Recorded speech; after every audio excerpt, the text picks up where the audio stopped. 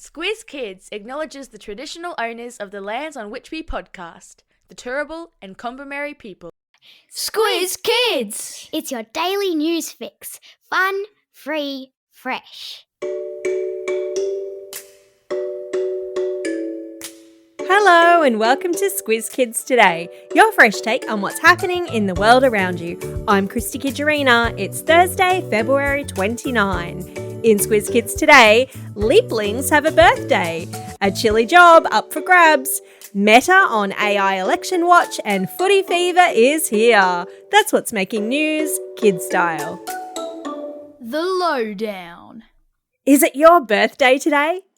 If you're born on February 29, you are super rare. That's right, kids. Today is a leap day. Those special days that pop up every 4 years when an extra day is tacked on to the end of February to give it 29 days. So why do we have leap days? Settle in and let me explain.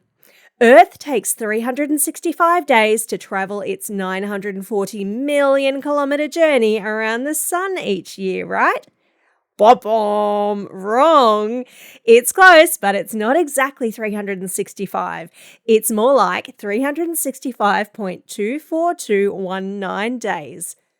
Way back in 45 BCE, Julius Caesar, a very famous Roman dude, implemented a new calendar that he named after himself, the Julian calendar, and threw an extra day in every 4 years to keep things in check. But oops, his math was a smidge off. Fast forward to the 1570s and things got messy. The calendar was now a whole 10 days ahead. Crops were being planted out of season and astronomers were pulling their hair out because the moon phases and eclipses weren't showing up on time.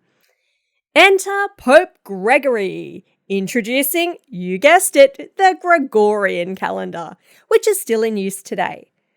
This calendar fine-tunes things with leap seconds added now and then to keep our watches ticking in harmony with the cosmos.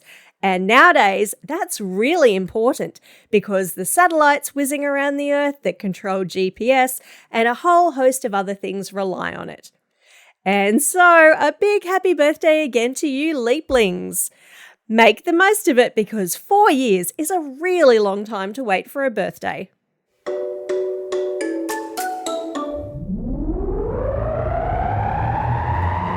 Spin the globe. Each day we give the world globe a spin and find a news story from wherever it stops. And today we've landed in Antarctica, where a British charity is recruiting, that means they're looking for people to do a job, at the bottom of the globe. The work on offer includes managing a museum, a post office and a gift shop, as well as conducting penguin counts and other conservation tasks. This once-in-a-lifetime opportunity also comes with majestic views of glaciers, parades of penguins and pods of whales passing by just outside the window. Sounds great, right? But make sure you read the fine print because the temperature never goes above 0, there are no flushing toilets or running water, and each of the thousands of penguins has a call just like a trumpet. Sadly, only British citizens can apply. Aww.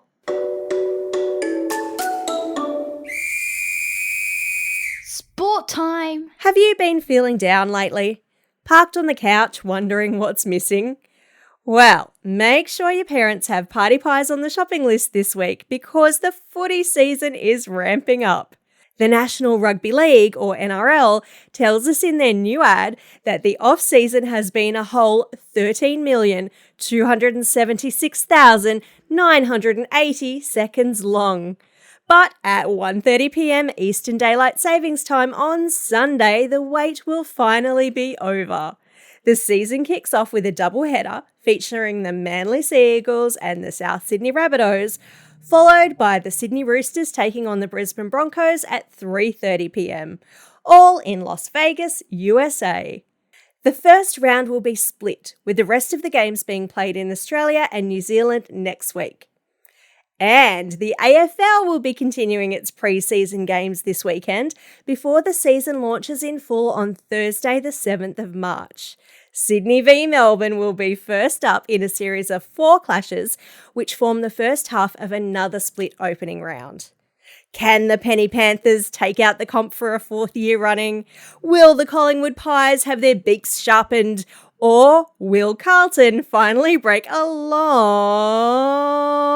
losing streak? Time will tell.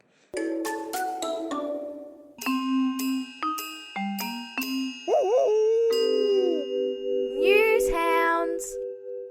Every Thursday, Squizzy the Newshound sticks his snout into Squiz Kids HQ to report back on fishy things he's sniffed out on the internet. And this week, his nose is twitching because rapid advancements in artificial intelligence, AI, are blurring the lines between reality and computer-generated content, which is a significant concern in politics. With elections approaching for all 27 European Union countries, including France and Germany, there's a risk of misinformation swaying voters' opinions through deepfakes, highly realistic AI-generated videos and audio. The big tech company Meta that owns Facebook and Instagram is on the case, pledging to combat deepfakes with a 15,000-member team that speaks 70 different languages. But some experts worry that the technology is so good the fakes could be difficult to spot. I've included a deepfake voice quiz in the episode notes if you'd like to have a go at telling the real Donald Trump and Joe Biden from the fake ones.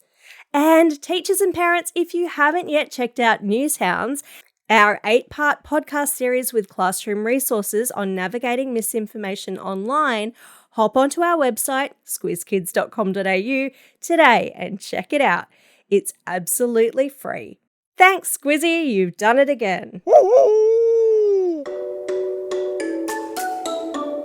Time for the quiz. This is the part of the podcast where you get to test how well you've been listening. Question number 1. What is the name of the calendar used by most countries around the world today? Good listening if you said the Gregorian calendar. Question number 2.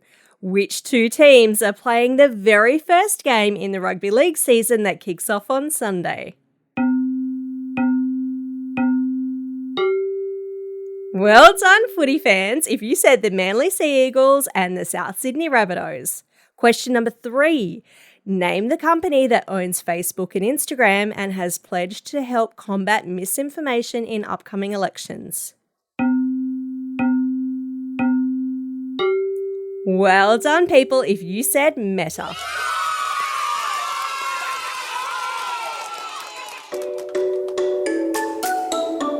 Shout outs. It's February 29. On this day, way back in 1964, Aussie swimmer Dawn Fraser broke her own world record for the 100 metres freestyle for the 9th time in her career. She swam it in 58.9 seconds, a record which stood for almost 8 years. It's a very special day for this Squiz Kid celebrating a birthday today. Happy birthday to Monique from Camden. Classroom shoutouts today go to Class UP with Ms. Shane at Rapid Bay Primary School, Class MS6 with Mr. Hall at Fairholme College in Toowoomba, all the students at Irrimpel Secondary College in Toowoomba, Class 5A with Craig at Nidri Primary School, Class 7W with Mr. Knight at Overnewton Anglican College in Keilor, Class 5 Green with Ms. Grace at Mount Carmel School in Yass, Class 5V with Miss Vantarakis at Livingston Primary School, and lastly, but definitely not leastly, to the Year 4 Water Goes with Mrs. Powell at St Finbarr's Catholic Primary School in Byron Bay. Don't forget, if you've got a birthday coming up and you want a shout out, or if you're after a classroom shout out, drop us a line at squizkids@thesquiz.com.au or fill out the form on our website. Well, that's all we have time for. Thanks for listening to Squiz Kids today. We'll be back again tomorrow with the Kids vs. Adults Weekly News Squiz. In the meantime, get out there and have a most excellent day. Over and out.